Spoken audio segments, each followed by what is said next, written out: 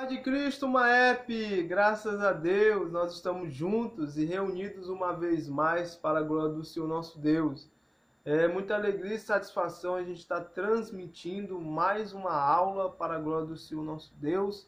Vamos fazer um resumo, uns pontos que nós vamos fazer algumas considerações e assim nós estaremos meditando na palavra do Senhor nosso Deus, né?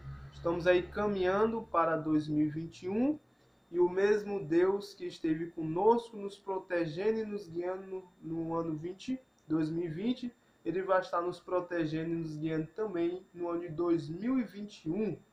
Algumas pessoas se falam como que vai ser, como que será.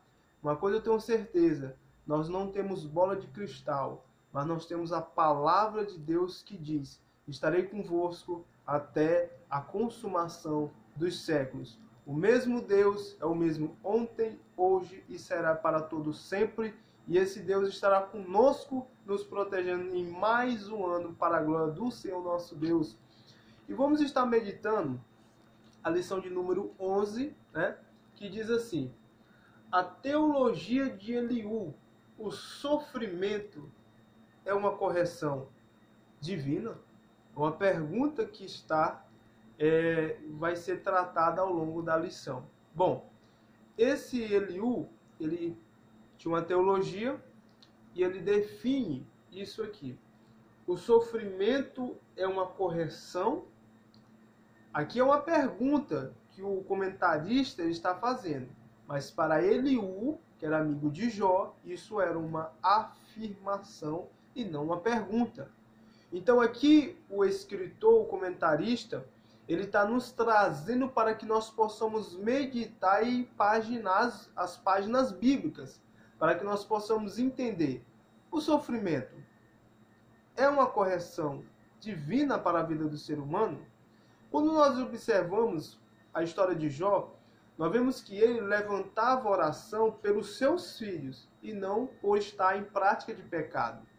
Então veja só, ele orava pelas regaladas festas que os seus filhos estavam fazendo, saindo do caminho do Senhor. Então Jó levantava oração por seus filhos. Então Jó não estava na prática do pecado. Uma vez que a própria palavra de Deus, ela nos fala, ela nos diz que Jó temia ao Senhor, que Jó era temente ao Senhor, que Jó se desviava do mal, que Jó andava ali com o nosso Senhor Deus. E quando a Bíblia usa essa expressão para temer ao Senhor, não significa um Deus mau, carrasco, que nós devemos temer. Não. Ali é nós saber da importância de Deus na nossa vida. E que nós precisamos ter cada vez mais Deus na nossa vida, porque a palavra de Deus diz: nem só de pão viverá o homem, mas de toda a palavra que sai da boca de Deus.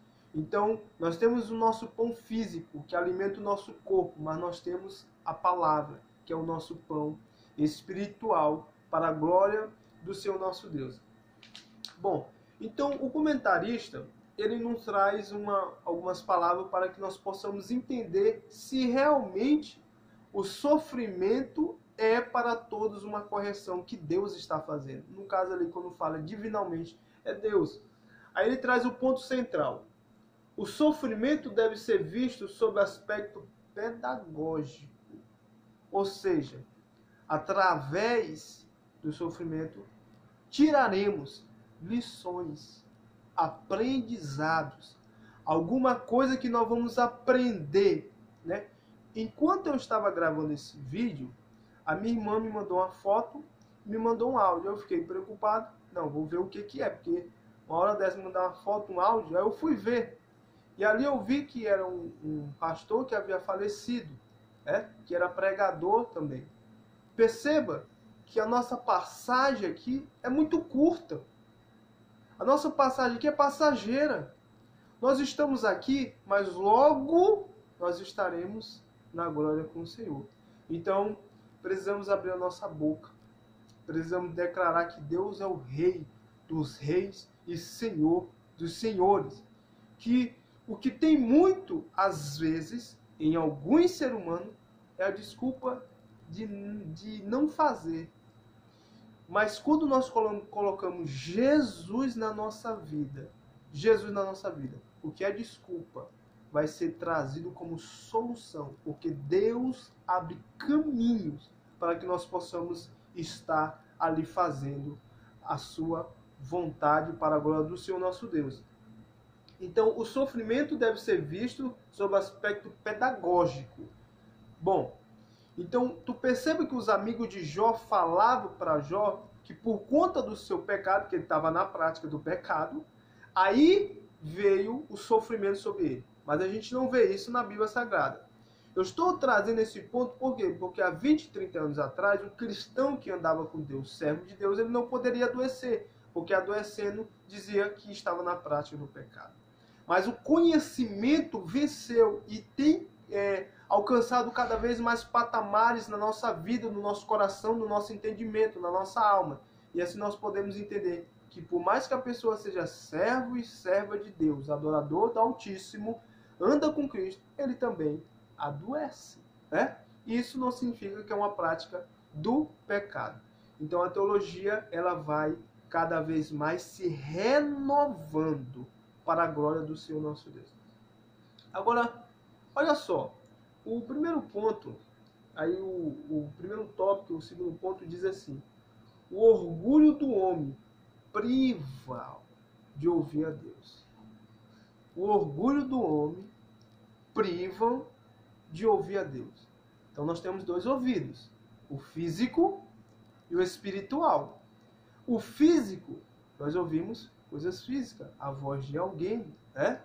Se a pessoa é surda, ele vê por gestos ali, né? Por alguma coisa ele está vendo por gestos. Então existe o ouvido espiritual. Nós vimos aqui, o comentarista está nos trazendo que o orgulho, ele fecha os ouvidos não físico, mas espiritual. Então Deus está falando, mas o orgulho fecha o ouvido espiritual. Então é uma verdade que está sendo trazida a nós. Só que Jó, diante de tudo aquilo que ele ouviu, ele deu ouvido, foi a Deus. Viu um amigo, via outro amigo, via outro amigo, via não sei o quê, via não sei o quê, mas ele deu ouvido, foi a Deus.